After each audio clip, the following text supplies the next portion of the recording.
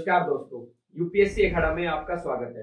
दोस्तों, आज की इस वीडियो में हम यूनियन बजट 2022-23 डिस्कस करेंगे और इसके कुछ इंपॉर्टेंट जो पॉइंट्स हैं वो मैं आपको बताऊंगा, जो आपको प्री में भी हेल्पफुल हो सकते हैं और उसके साथ साथ मेंस में जो आप आंसर राइटिंग करोगे तो वहां पे आप इन पॉइंट्स को यूज कर सकते हो। जो बजट से रिलेटेड बेसिक टर्मिनोलॉजीज हैं, जैसे कि आपका revenue expenditure, capital expenditure, fiscal deficit और जो बाकी टर्मिनोलॉजीज हैं वो मैं ऑलरेडी अपने यूट्यूब चैनल यूपीएससी अखाड़ा पे आपको करवा चुका हूँ। ठीक है, वो आप यूपीएससी अखाड़ा चैनल जो यूट्यूब है उस पर जाओगे आप तो इकोनॉमिक्स की जो प्लेलिस्ट बनी हुई है उसके अंदर आपको मिल जाएगी और उसकी वीडियोस के लिंक भी मैं आपको डिस्क्रिप्शन बॉक्स में प्रोवाइड करा दूंगा। इस वीडियो में हम देखते हैं जो यूनियन बजट 2022-23 है उसमें क्या क्या मेन पॉइंट्स हैं जो आपको याद रखने चाहिए। तो सबसे पहले देखो, इस बजट को हमने टू पार्ट्स में, पार्ट ए पार्ट बी। तो मोस्टली हम पार्ट ए आज कवर करेंगे। ठीक है, पार्ट बी में क्या टैक्स से रिलेटेड है, डायरेक्ट टैक्सेस, इनडायरेक्ट टैक्सेस, किस सेक्टर में कितने टैक्स लगाए, कितने कम किए, तो वो हमारे लिए इतना एग्जाम पॉइंट ऑफ व्यू इतना जरूरी नहीं है। तो पार्ट ए हम मोस्टली डिस्कस करेंगे। ठीक है, पार्ट टू के भी कुछ, पार्ट बी है आपका उसके भी कुछ पॉइंट मैं आपको बताऊंगा। ठीक है, तो स्टार्ट करते हैं पार्ट ए से। तो पार्ट ए में जो इंपॉर्टेंट पहला पॉइंट है आपका, India's economic growth is estimated at 9.2% to be the highest among all large economies. तो पहली बात तो ये कि जो आने वाले टाइम में हमारा 9.2% से इकोनॉमी ग्रो करेगी and it's among the highest among emerging economies. Second point is 60 lakh new jobs to be created under productivity linked incentive schemes in 14 sectors. देखो, ये productivity linked incentive scheme, production linked incentive scheme, ये काफी important scheme है। ठीक है ना, ये आपको ध्यान रखनी है, क्वेश्चन इससे ही फ्रेम हो सकता है और इसी के थ्रू अब 60 लाख न्यू जॉब्स को क्रिएट करने की बात की है बजट के अंदर। Production linked incentive scheme starting में हमारे यहाँ पे जो बाहर की कंपनीज है उनको इंसेंटिवाइज करने के लिए स्टार्ट की गई थी। इलेक्ट्रॉनिक्स जो सेक्टर है उससे स्टार्ट की थी, अभी 14 सेक्टर्स में हो चुकी है एक्सपेंड। और नाउ नॉट ओनली जो बाहर की कंपनीज है बल्कि जो इंडियन कंपनीज है वो भी क्या कर रहे हैं, इस स्कीम के थ्रू क्या हो रही है, इंसेंटिवाइज हो रही है, उनमें इंसेंटिव दिया जा रहा है उनको, ताकि हमारे यहाँ पे हम डोमेस्टिक प्रोडक्शन को बढ़ा सके और जो आत्मनिर्भर भारत का जो सपना है वो हम पूरा कर सके। ठीक है, उसके बाद entering Amrit Kaal the 25 year long lead up to the 100। तो ये जो टाइम है आपका इंडिपेंडेंस का, देखो आज जो 2022 है वो है 75 ईयर्स ऑफ इंडिपेंडेंस। अब 25 साल आने वाले उसको क्या नाम दिया, अमृत काल। ठीक है, और इसके अंदर बजट की 4 प्रायोरिटीज है। वो 4 प्रायोरिटी है, पीएम गति शक्ति, सेकंड इंक्लूसिव डेवलपमेंट, यानी कि आने वाले 25 साल का एक फ्रेमवर्क दिया है कि हम किस पे काम करना है हमें, पीएम गति शक्ति, inclusive development, productivity enhancement and investment, sunrise opportunities, energy transition, climate action, financing of investment. ये पॉइंट इसलिए मैं आपको पढ़ के सुना रहा हूं क्योंकि ये सारे पॉइंट्स अपने आप में क्वेश्चन बन सकते हैं। पीएम गति शक्ति इंफ्रास्ट्रक्चर से रिलेटेड प्रोजेक्ट है जो हम आगे देखेंगे। ठीक है ना, और उसके बाद इंक्लूसिव डेवलपमेंट पे क्वेश्चन आ सकता है, productivity enhancement, investment, sunrise opportunities, जो सनराइज कौन कौन सी इंडस्ट्रीज है, जो सनराइज इंडस्ट्रीज है। ठीक है, एनर्जी ट्रांजिशन पे हमेशा क्वेश्चन आ जाता है और क्लाइमेट एक्शन। तो ये सारे अपने आप में एक इंपॉर्टेंट टॉपिक्स हैं, इसीलिए आपको इनको ध्यान रखना है। अब बात करें इस बजट का जो सबसे क्या ना कीवर्ड है, तो वो जो दिमाग में बार या बजवर्ड है बजट का वो है पीएम गति शक्ति। ठीक है, द पीएम गति शक्ति, it is the 7 engines that drive PM गति शक्ति आर। तो 7 इसमें आइडेंटिफाई किए हैं इंफ्रास्ट्रक्चर से रिलेटेड है, जैसे कि roads, railways, airports, ports, mass rapid transit system. ठीक है, मास ट्रांसपोर्ट और ये मास ट्रांसपोर्ट है, उसके बाद वाटरवेज एंड लॉजिस्टिक इंफ्रास्ट्रक्चर। ये 7 सेक्टर पीएम गति शक्ति के अंदर आइडेंटिफाई किए जिसको प्रमोट करेगी गवर्नमेंट आने वाले साल में।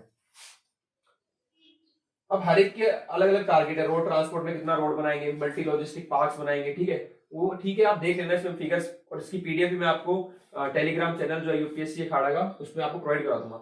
लेकिन मेरा पर्पस यही है कि हर बजट या इकोनॉमिक सर्वे कुछ भी हो ना, बड़े बड़े जो डॉक्यूमेंट या नीति आयोग जैसे मैंने करवाया आपको, तो उसमें हम सारा डॉक्यूमेंट याद नहीं कर सकते। पर्पस मेरा ये इस वीडियो के पीछे कुछ इंपॉर्टेंट पॉइंट्स मैं आपको बता दूं ताकि जब आपकी वीडियो खत्म हो तो आप कम से कम 10-11 पॉइंट बजट अपने दिमाग में रिकॉल कर सके। हाँ, ये बजट में था कि 9.2% से ग्रो करेगा इंडिया, पीएम गति शक्ति क्या है, 7 सेक्टर है उसके अंदर।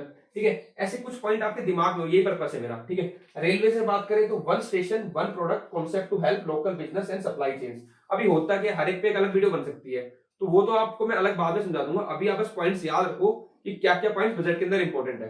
तो 1 station 1 product concept to help local business and supply chains. दूसरा जो इंपॉर्टेंट पॉइंट इंफ्रास्ट्रक्चर में वो है पर्वतमाला।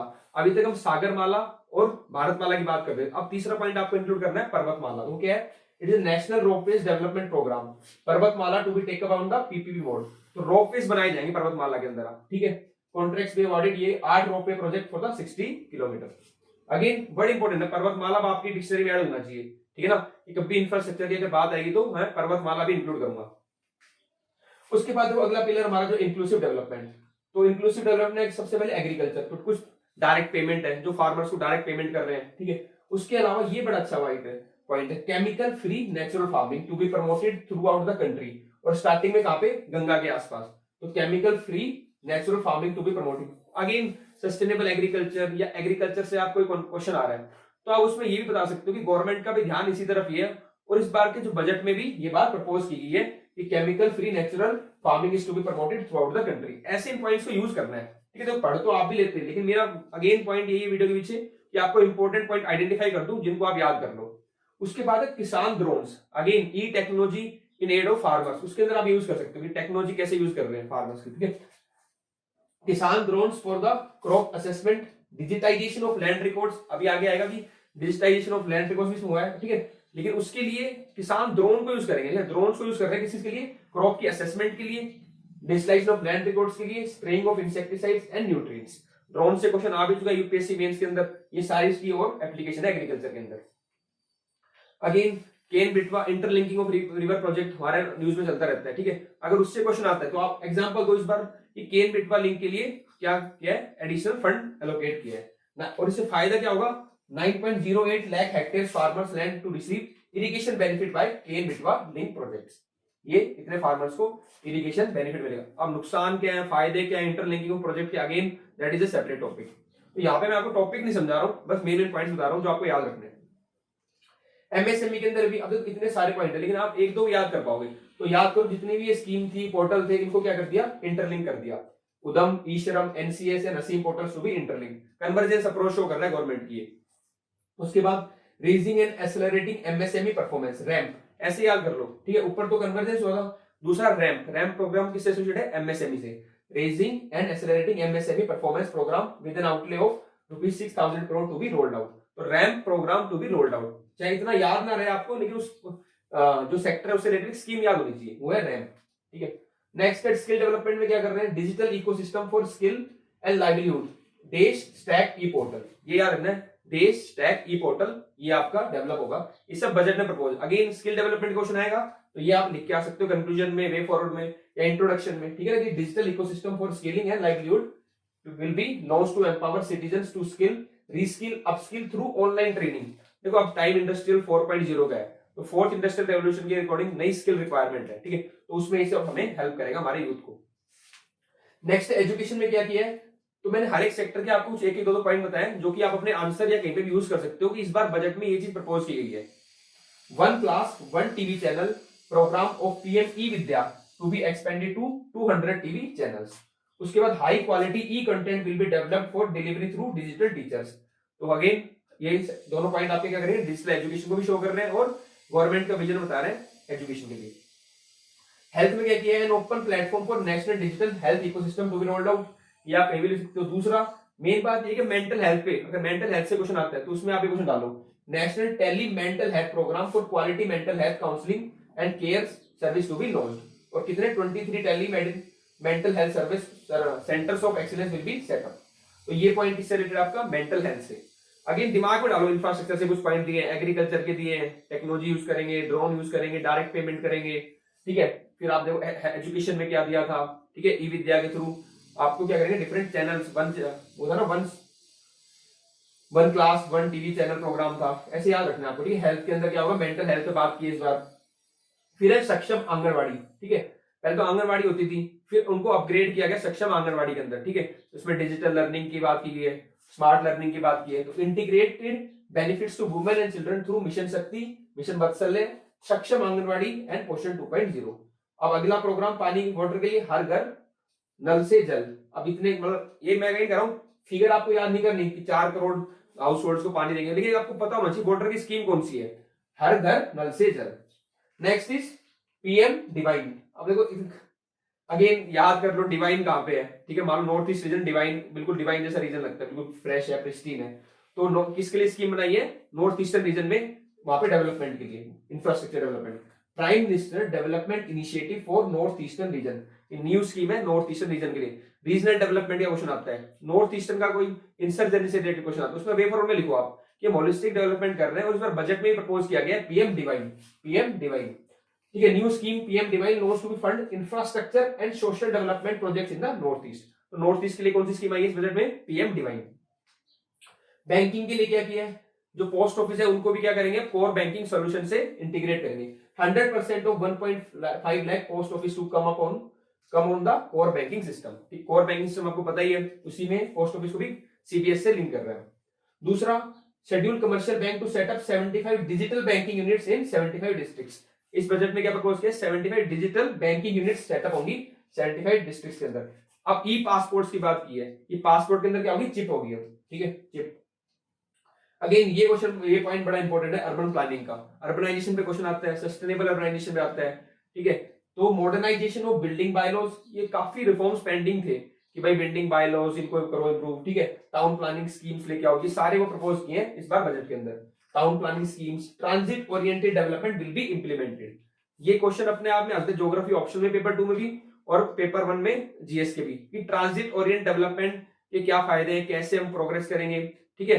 तो आपको ये पता होना चाहिए ट्रांजिट ओरिएंट डेवलपमेंट। तो इस बार बजट में, बजट से ये फायदा होता है कि गवर्नमेंट का फोकस किस पे है, ठीक है ना, तो और उनसे हमें क्वेश्चन भी फ्रेम हो जाते हैं एग्जाम के अंदर। तो transit Orient development is important. उसके बाद इलेक्ट्रिक व्हीकल्स को प्रमोट करने के लिए क्या करेंगे, battery swapping policy to be brought out for setting up charging station at scale in urban areas. Again digitization of land records की बात हो रही थी, ठीक है। तो इस बजट में again focus is on the digitisation of land records, unique land parcel identification number for IT based management of land records. हर एक लैंड पार्सल को क्या मिलेगा, आइडेंटिफिकेशन नंबर मिलेगा, और उससे क्या होगा, digitization of land record. Then accelerated corporate exit. देखो जितनी भी, मैं तो मान लो जो प्रॉब्लम्स हम देख रहे थे, अभी नीति आयोग करवाया था आपको मैंने, उसके अंदर हम देख रहे थे कि लैंड रिकॉर्ड की डिजिटाइजेशन की प्रॉब्लम है, इंडस्ट्री में हम देख रहे थे कि एग्जिट की प्रॉब्लम है। तो इस बजट में वो सारी चीजें सॉल्व, मतलब डिफरेंट सेक्टर्स में सॉल्यूशन की तरह प्रोवाइड की गई है। अब कॉर्पोरेट से लिखेंगे centre for processing accelerated corporate exit, C PACE. Again बढ़िया देखो, सीपेस, एक ऊपर याद किया था रैम्प, ठीक है। C PACE to be establish for speedy winding up of companies. जो कंपनी अपना वाइंड अप करना चाहते हैं बिजनेस को, उनके लिए फटाफट वाइंड अप हो, उनको ज्यादा टाइम ना लगे, उसके लिए क्या करेंगे, सीपेस। पेस से आप समझो कि फास्ट का वाइंड अप होगा, ठीक है, पेस का मतलब फास्ट, ठीक है। Centre for processing accelerated corporate exit, ये जो की टर्म्स आ रही है बजट के अंदर, ये सब आपको ध्यान में लीजिए, ठीक है। Again AVGC promotion task force, an animation visual gaming and comic promotion task force to be set up to realise the potential of this sector. इस सेक्टर में क्या पोटेंशियल है उसको रियलाइज करेगी टास्क फोर्स से। देन एक्सपोर्ट प्रमोशन के लिए क्या करेंगे, ये अच्छा पॉइंट है, special economic zones act to be replace. अब स्पेशल इकोनॉमिक जोन जो एक्ट है उसको रिप्लेस करेंगे किससे, with the new legislation to enable states to become partner in the development of enterprise and service hub, ताकि state भी आपके partner हो इसमें development of enterprise and service hub, ठीक है। तो एससीजेड को एक्ट को रिप्लेस करने की बात हुई है, ठीक है। इससे आपका कहीं ना कहीं कॉर्पोरेट फेडरलिज्म का भी स्पिरिट शो कर रहा है। अब आत्मनिर्भरता इन डिफेंस, तो लोकल जो डोमेस्टिक जो है उसमें एक्सपेंडिचर बढ़ाने की बात हुई है। 68% of capital procurement budget earmark for domestic industry, जो लास्ट टाइम कितना था 58%। Defence R and D to be operated for industry startups and academia with 25% of defence R and D budget earmark. Again देखो ये पॉइंट इंपॉर्टेंट है, सनराइज अपॉर्चुनिटीज, ठीक है। जो sunrise industries है, ये आपको नाम याद होने चाहिए, आने वाले टाइम में कौन सी इंडस्ट्री सनराइज है, तो गवर्नमेंट उस पर फोकस कर रही है। Government contribution to be provided for research and development in sunrise opportunities like artificial intelligence. अब आगे भी अगर टेक्नोलॉजी का क्वेश्चन आता है तो आप बता सकते हो कि इंडिया को इस पे काम करने की जरूरत है। स्किलिंग का क्वेश्चन आता है उसमें भी, तो ये कुछ चीजें आपको याद होनी चाहिए। तो artificial intelligence, geospatial system and drones, ठीक है, सेमीकंडक्टर एंड इट्स इकोसिस्टम, इस पे हमें इन्वेस्ट करना है सनराइज इंडस्ट्री में। सेमीकंडक्टर आपको पता है, ये चिप्स आती है, फोन्स में लगती है, इलेक्ट्रॉनिक डिवाइस में लगती है, इस पे हमें इन्वेस्ट करना ही है, ठीक है ना। ये मतलब कहते हैं इस टाइम की रिक्वायरमेंट है।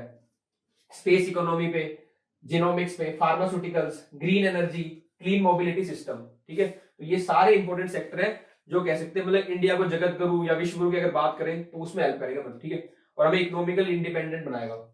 Energy transition and climate action, उसके लिए क्या करेंगे, चारों पॉइंट इंपॉर्टेंट है, इसलिए मैंने इसको कोई मार्क नहीं किया, चारों पॉइंट आपको देखना है। एडिशनल एलोकेशन ऑफ जो भी फंड है किस पे, production linked incentive for manufacturing of high efficiency solar modules. तो सोलर मॉड्यूल्स को प्रमोट किया किसके थ्रू, पीएसएलआई के through, production linked incentive scheme. और हमारा जो गोल है वो कितना है, 280, ये देखो इसमें इंपॉर्टेंट है आपका 280 गीगावाट हमें इंस्टॉल करना है बाय 2020 सोलर पावर। ठीक है, तो ये गोल याद रखना, 280 gigawatt of installed solar panel by power by 2030। 5 to 7% biomass pellet to be cold cofired in thermal power. अब हम बायोमास पैलेट यूज करेंगे कोयले के साथ साथ थर्मल पावर के अंदर, उससे क्या होगा, कोल की कंजप्शन कम होगी आपकी, तो फायदे क्या होंगे, CO2 saving of 38 million MMT annually, CO2 come emit होगा, उसके साथ साथ एक्स्ट्रा इनकम टू फार्मर्स, क्योंकि ये जो बायोमास पैलेट आएगा फार्मर से लेंगे तो फार्मर की इनकम बढ़ेगी। ठीक है, and job opportunity to locals, help to avoid stubble burning in agriculture fields. ये सारे फायदे होंगे आपके अगर बायोमास पैलेट यूज कर रहे हैं इसमें थर्मल पावर के अंदर। अगेन एनर्जी का क्वेश्चन आता है, ठीक है, उसमें भी आप इस पॉइंट को यूज कर सकते हो। सस्टेनेबल डेवलपमेंट क्या है उसके अंदर भी, ठीक है। मेन बात है पॉइंट्स तो यही लिमिटेड याद कर लो, उसको यूज कहां कर सकते हो वो आपको देखना है। Application 4 pilot projects to be set up for coal gasification, conversion of coal into chemicals for the industry. Coal gasification के लिए प्रोजेक्ट क्या करें, डेवलप किए जा रहे हैं। अगेन ये टर्म इंपॉर्टेंट है, क्वेश्चन आ चुका है कोल गैसिफिकेशन से, फिर भी आपको पता होना चाहिए क्या होता है कोल गैसिफिकेशन। ठीक है, financial support to farmers belonging to schedule caste, schedule tribes who want to take up agro forestry. Again agro forestry जो फार्मर करना चाहते हैं उनको फाइनेंशियल सपोर्ट दी जाएगी। Those who belong to schedule caste and schedule tribes. Next आ जाओ public capital investment. एक फिगर दिखाऊंगा आपको धीरे। इस बार गवर्नमेंट क्या कर रही है, पिछले साल से और इस साल भी कैपिटल इन्वेस्टमेंट ज्यादा प्रमोट कर रही है। ठीक है, outlay for capital expenditure stepped up sharply, तो आपको याद रखना है कैपिटल एक्सपेंडिचर बढ़ा है गवर्नमेंट का by 35.4% to 7.3। Figures again important नहीं है, बस याद रखना रेवेन्यू एक्सपेंडिचर कम हो रहा है, कैपिटल एक्सपेंडिचर हम ज्यादा बढ़ा रहे हैं। अगेन गिफ्ट सिटी के अंदर क्या किया है, world class foreign universities and institution to be allowed in the GIFT city. ठीक है, और ये इंपॉर्टेंट है, अगेन हम बता रहे थे कि आर्बिट्रेशन सेंटर की जरूरत होता है हमारी कंट्री के अंदर, ताकि जो कंपनीज हैं उनमें जो डिस्प्यूट अगर कोई हो रहा है तो वो इजीली सॉल्व हो जाए कंपनी सेटअप करने में। ठीक है, या कोई भी उससे रिलेटेड डिस्प्यूट है कंपनी, तो ईज ऑफ डूइंग बिजनेस को प्रमोट करने के लिए आर्बिट्रेशन सेंटर की जरूरत थी। ठीक है, and international arbitration centre to be set up for timely settlement of disputes under international jurisprudence. ठीक है, तो इसके लिए क्या करेंगे, international arbitration centre. This will promote ease of doing business in our country, क्योंकि जो भी अगर डिस्प्यूट है, कंपनी कोई बाहर से आई है सेटअप कर रही हुई है, या हमारा कोई डिस्प्यूट है इंटरनेशनल ज्यूरिसप्रूडेंस रिगार्डिंग, तो यहाँ पे सॉल्व हो सकता है। ठीक है, mobilising resources, data centre and energy storage system. देखो ये आगे आने वाले टाइम में data is the new oil, तो हम भी इसी को प्रमोट कर रहे हैं। ठीक है, data centre and energy storage system to be given infrastructure status. तो इन सेक्टर्स को प्रमोट करने के लिए हमें इन्हें क्या दे दिया, इंफ्रास्ट्रक्चर स्टेटस दे दिया। इसका फायदा क्या होगा, अब इन सेक्टर में अगर कोई इंडस्ट्री सेटअप करेगा तो उसको इजीली लोन मिल जाएगा, लॉन्ग टर्म के लिए लोन मिल जाएगा, जो क्लियरेंस है वो इजी होती है। तो ये सब फायदे होते हैं किसी भी अगर सेक्टर को आप इंफ्रास्ट्रक्चर स्टेटस देते हो तो। उसके बाद sovereign green bonds to be issued for mobilizing resources for green infrastructure. Next point है आपका डिजिटल रुपीज। आने वाले टाइम में डिजिटल रुपी की बात हो रही है, introduction of digital rupee by the reserve bank of India starting from 2022-23। देखो फिस्कल मैनेजमेंट की बात करें तो वही अगेन बेसिक चीज मैं आपको उस वीडियो में बता ही चुका हूं, जो आपको मिल जाएगी यूपीएससी का यूट्यूब पे।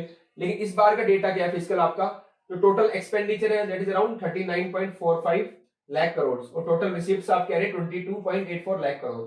तो अगर बात करें तो फिस्कल डेफिसिट जो करंट ईयर था उसका था आपका 6.9% ऑफ जीडीपी, जबकि हमने एस्टिमेट किया था 6.8%। और आने वाले जो ईयर है 2022-23 उसमें जो फिस्कल डेफिसिट है that is estimated to be 6.4% of GDP. ये फिगर इंपॉर्टेंट होती है कि इस साल कितना है और आने वाले साल में कितना है। ठीक है, तो आने वाले साल में कम थोड़ा करेंगे फिस्कल डेफिसिट, वो कितना 6.4% ऑफ जीडीपी, और करंट ईयर क्या है 6.9% ऑफ जीडीपी।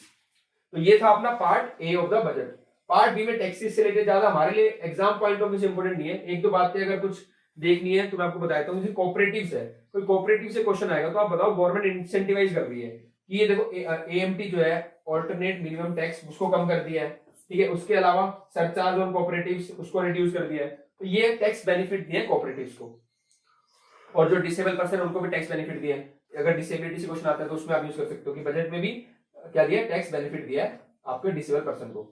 अगेन एक जो बेसिक बात की लास्ट पॉइंट और है कि जीएसटी से आपका रेवेन्यू बढ़ी है इस बार। Again the GST revenues are buoyant despite the pandemic, tax payer deserve applause for this growth. तो आपको ये याद रखना है कि इस बार क्या है जीएसटी जो रेवेन्यू है दैट इज इंक्रीज, वो बढ़ी है। ठीक है, बाकी ये टैक्सेस रेट हमारे ज्यादा इंपॉर्टेंट नहीं है।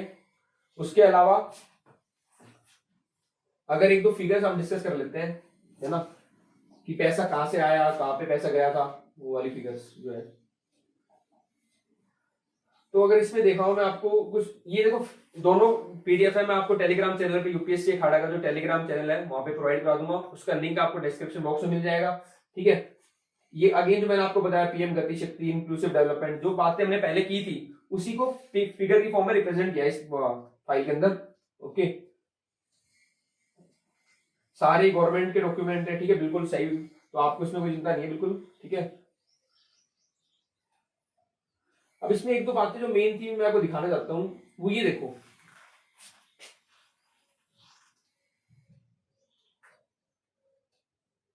ये ट्रेंड देखो, ये जो आपकी ब्लू वाली लाइन है ये शो कर रही है आपका कैपिटल एक्सपेंडिचर, ठीक है, और ये तो एसबीआई, ये ब्लू वाली कैपिटल एक्सपेंडिचर शो कर रही है और रेड वाली रेवेन्यू एक्सपेंडिचर। तो लास्ट टाइम देखो हम धीरे धीरे हमारा क्या हुआ, 2021 2022 और आने वाले टाइम में क्या हो रहा है, कैपिटल एक्सपेंडिचर हमारा बढ़ रहा है, यानी कि अच्छी बात है, हम ऐसी जगह इन्वेस्ट कर रहे हैं जाके इससे हमारा असेट क्रिएट होंगे। ठीक है, तो कैपिटल एक्सपेंडिचर हमारा बढ़ रहा है लास्ट ईयर से, ठीक है, लास्ट 1-2 साल से, और रेवेन्यू एक्सपेंडिचर कम हो रहा है। तो this is the good trend for the economy, revenue expenditure कम हो रहा है, कैपिटल एक्सपेंडिचर बढ़ रहा है, ये ट्रेंड आपको याद रखना है। ठीक है, और इसके अलावा ये देख सकते हैं हम, ये काफी कई बार ट्रेंड पूछ लेते हैं कि पैसा कहां से आया और कहां पैसा जाएगा। ठीक है, तो अगर हमारी बात करें इंडियन इकोनॉमी की, तो रुपीज कम फ्रॉम, पैसा इस बार हमारे बजट में सबसे ज्यादा कहां से आएगा। ठीक है, तो सबसे ज्यादा पैसा आ रहा है वो हमारा आ रहा है, तो सबसे ज्यादा पैसा आ रहा है बोरोइंग एंड अदर लायबिलिटीज से, ये ध्यान रखना है। फिर सेकंड नंबर पे पैसा कहां से आ रहा है आपका, कॉर्पोरेट इनकम टैक्स और इनकम टैक्स, इन दोनों से बराबर है। ठीक है, फिर उसके बाद बाकी ट्रेंड है, मेन याद रखना बोरोइंग्स एंड अदर लायबिलिटी सबसे ज्यादा आता है, फिर इनकम टैक्स और कॉर्पोरेशन टैक्स से सेकंड नंबर पे, वहां से 35%, यहाँ पे 15-15। ठीक है, उसके बाद सॉरी सेकंड नंबर पे आपका जीएसटी से, ये देख लो। ठीक है, फर्स्ट पे आपका borrowings and other liabilities 35%, second पे आपका जीएसटी और थर्ड पे आपका है इनकम टैक्स और कॉर्पोरेट इनकम टैक्स, ये दोनों बराबर है। तो अगेन फर्स्ट पे बोरोइंग्स एंड अदर लायबिलिटीज, ऐसे याद रख लो, सबसे ज्यादा उधार ले रहे हैं। फिर मैंने बताया था जीएसटी से रेवेन्यू बढ़ा है, तो सेकंड पे जीएसटी आएगा और थर्ड पे आपका कॉर्पोरेशन टैक्स और इनकम टैक्स। और अब पैसा गया कहां पे सबसे ज्यादा, मतलब रुपीज गोज टू, कहां पे हम स्पेंड कर रहे हैं सबसे ज्यादा। तो अगेन आप देखो बेसिक सी बात है, ठीक है, कि पैसा हम जो ले रहे हैं बोरोइंग से सबसे ज्यादा, तो वही हम पैसा देंगे भी, यानी कि जो भी हमने बोरोइंग लिया उस पर इंटरेस्ट लगेगा, तो सबसे ज्यादा पैसा हमारा कहां गया, इंटरेस्ट पे जाएगा, इंटरेस्ट पेमेंट्स। ठीक है, सबसे ज्यादा पैसा गया इंटरेस्ट पेमेंट्स पे। सेकंड पे जा रहा है स्टेट का जो शेयर है टैक्सेस के अंदर, सेकंड पे, तो फर्स्ट पे हो गया इंटरेस्ट, सेकंड पे हो गया आपका स्टेट्स का शेयर। ठीक है, और फिर थर्ड पे आपका जाएगा सेंट्रल सेक्टर स्कीम्स पे। तीन टॉप 3 याद कर लो। सबसे पहले पैसा आ कहां से रहा था, सबसे ज्यादा आपकी जो भी बोरोइंग्स थी, सेकंड पे जीएसटी और फिर कॉर्पोरेशन टैक्स और इनकम टैक्स। अगेन जाएगा कहां पे पैसा इस बार सबसे ज्यादा, इंटरेस्ट पेमेंट पे, क्योंकि जो हमने पैसे उधार भी सबसे ज्यादा ले रखा है, ठीक है ना, शेयर भी उसी का सबसे ज्यादा है, तो वहीं पे जाएगा। सेकंड पे कहां जाएगा आपका स्टेट का शेयर जो भी टैक्सेस के अंदर, और थर्ड पे सेंट्रल सेक्टर स्कीम्स पे। अगेन ये सब चार्ट्स हैं जो आप देख सकते हो। ठीक है, ये जो है ना एलोकेशन टू मेजर स्कीम्स, इसमें ये याद रखना कितना एलोकेशन है, बस थोड़ा ट्रेंड देख लो, सब में बढ़ा ही है लगभग, एलोकेशन से बढ़ा है ना। ठीक है, तो इसमें बढ़ा दिया, इसमें भी बढ़ा दिया। तो नेशनल हेल्थ मिशन, ये टर्म्स याद रखने की, हेल्थ सेक्टर की कौन सी इंपॉर्टेंट स्कीम है, नेशनल हेल्थ मिशन। वाटर के लिए जल जीवन मिशन। ठीक है, एजुकेशन में भी बढ़ाया है, ठीक है, नेशनल एजुकेशन मिशन। प्रधानमंत्री ग्राम सड़क योजना रोड के लिए, पीएम किसान एग्रीकल्चर में, ओके, आत्मनिर्भर भारत रोजगार योजना, प्रधानमंत्री स्वास्थ्य सुरक्षा योजना। ये सब आप किस लिए याद कर सकते हो, बस स्कीम्स क्या रख लो, मेजर सेक्टर के अंदर कौन सी स्कीम्स है। और मिनिस्ट्री वाइज बात करें तो ये सबसे इंक्रीजिंग ऑर्डर में है, सबसे ज्यादा दिया है मिनिस्ट्री ऑफ डिफेंस को, फिर ministry of consumer affairs, food and public distribution, फिर आपका रोड ट्रांसपोर्ट एंड हाईवेज को। तो ये था आपका बेसिक डिस्कशन बजट के ऊपर। ठीक है, बस आपको अगेन ये याद रखना है कि मेन मेन पॉइंट्स आपको याद होने चाहिए, ताकि आप उसको प्रीलिम्स पे आइडेंटिफाई कर सको और मेंस के अंदर क्या कर सको, अपने मेन पॉइंट्स हर एक आंसर जो भी आपका आ रहा है उससे रिलेटेड टॉपिक से उसमें लिख सको। Thank you very much.